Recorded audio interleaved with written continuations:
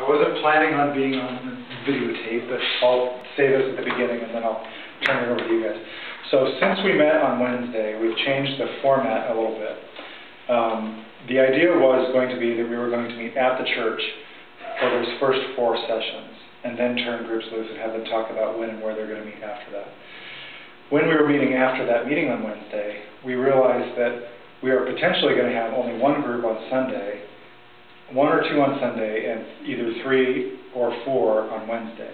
And if you have one group, there's no reason to have time to debrief with other leaders. It feels a little artificial to force groups to meet here at church. So we're going to continue to use the packet for those first 4 sessions. But at the end of, and we'll go over this with Nancy, at the end of that first session, we're going to talk about when and where groups will meet on the basis after that. The other question that came up, and we were talking about this just now, and that is the idea of, do groups have to meet weekly? And there's not ever a have to. Our encouragement is for weekly meetings for those 3 months. Some groups may decide to meet every other week, but that kind of consistency really helps build relationships. So I would say my preference would be that groups meet no less than every other week. But we're going to ask people, even just to try it at least once, to try meeting weekly for these 12 weeks, and then we'll have the month of December off, and then January. At the end of that period, you can decide what you're going to do in January, if the group's going to continue, and at what frequency you'll meet then. But that's the rhythm we're talking about, is 12 weeks and then a month off. So we'll take off December, which people are really busy in December, April when people are going on spring break, and then the month of August. So we'll kind of live into this, and I'm sure it will modify and grow and change as we go. So. Okay, you're on, Ken. All right. I'm going to talk a little bit about, as a facilitator, what are some of the things you can keep track of, help with, promote, provoke even. Be a provocateur. I remember that word. So I know several of you folks have led groups before. You do it in your work, correct? Sometimes. Sometimes. Monthly, right? Bethany, you do it all the time in your work as the youth group leader. Any other setting in which you've led people or led groups? I mean, other than youth ministry? Right. Mm-hmm. No? Okay. But I've done it plenty with junior high and high school. I was going to say, now you're going to do it with adults, or alleged adults anyway. Right. How about you, Nancy? Just here. Okay.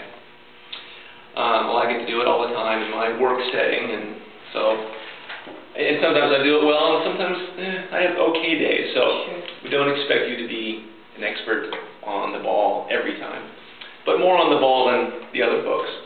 And in facilitating, as we talked about last time, is a little different than leading, in that you're there to help the group do things, grow, talk, but you don't have to make them do it. So there's a small handout here that Greg gave me. It's called Reflection Group Ground Rules. I'll talk a little bit about what's on there. Part of your job as a facilitator is to honor each person's story, which really means listening and not interrogating them as they tell their story. And do try to encourage everyone to share. Sometimes that's a little bit of a challenge, because there's always in groups people who like to talk and people who are a little more hesitant. But part of your role will be to make sure everyone gets reasonable airtime. In honoring each person's story means just listening, not trying to parse it out or figure it out, but just let them tell their story, because that's how we get to know each other. Yeah, and the other thing is, what we did last year was we gave a copy of this to everybody in the group and went over it verbally at the beginning of your time together. So everybody understands the ground rules and knows that we're not trying to fix people with therapy or that kind of thing. Right, and we'll do that again this year. Right. So, and part of being a good facilitator is just listening. I think most everyone here that has volunteered to be a facilitator has got some ability to do that. But it's something I have to do in my job every day. If I don't listen to people, they're not going to care what I say. And if you don't listen to people, that sense of friendship and bonding and group cohesion will not be as strong as it could be. So just just listening to people, listening for what makes them who they are, what's going on in there, how much do they understand about how they got there. All that stuff is really important. So just put your ears on and keep your mouth shut. And as one of my supervisors said, just look at your shoes sometimes.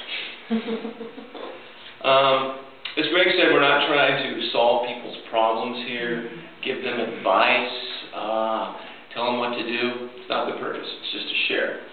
So as a facilitator, again, your role is not to be therapist. You just need to make sure everybody gets the time to share and promote a good environment in which to do that. So, not problem solving here.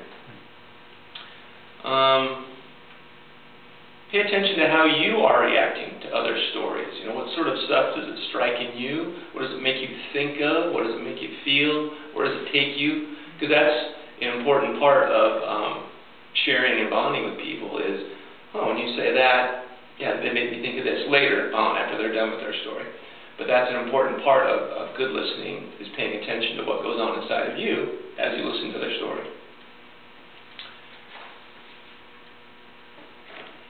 And the fifth point says, don't generalize or intellectualize. Stay with your own experiences and stories. And we're not trying to get into broad truths about our entire life or somebody else's here. It's just, that's, you know, we'll stick to the facts and brief reflection, but we're not trying to come up with, again, big truths or anything else. And one of your roles as facilitator is being the timekeeper. So being aware of how long you've got for people to talk, given, say, how much time's left in the group after the scripture reading, after the reflection time. Or if you're doing a study from a DVD and the DVD takes 20 minutes, okay, we got an hour left. And we have 8 people in the group. I got, 7 or 8 minutes, and we're going to be kind of done. So, and make that something that the group's aware of. Say, okay, we're going to start now. We have 7 or 8 minutes apiece, so keep that in mind as you talk. And some people will be able to do that, and some people get into talking and lose track of time. So, do, have a way to keep track of time. Wear a watch or have a clock that you can see. And if someone starts to go a few minutes over, you can say, we've just got about a minute left, and then we need to move on. And I think most people are fine with that. I don't think anyone's going to feel like you're shutting them down. Because part of what we're all understanding in the beginning is that everyone needs to share.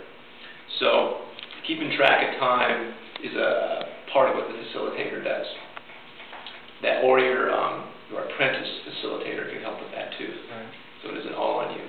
Yeah, just protecting boundaries. So it's protecting boundaries with time, it's protecting boundaries with conversation. If somebody does start fixing somebody else's problems, the facilitator is the one who can come in and say, really we need to not try to fix people's problems. I invite you just to listen to their story and kind of help people to understand where those boundaries lie. So. Okay, so we got into some boundary talk.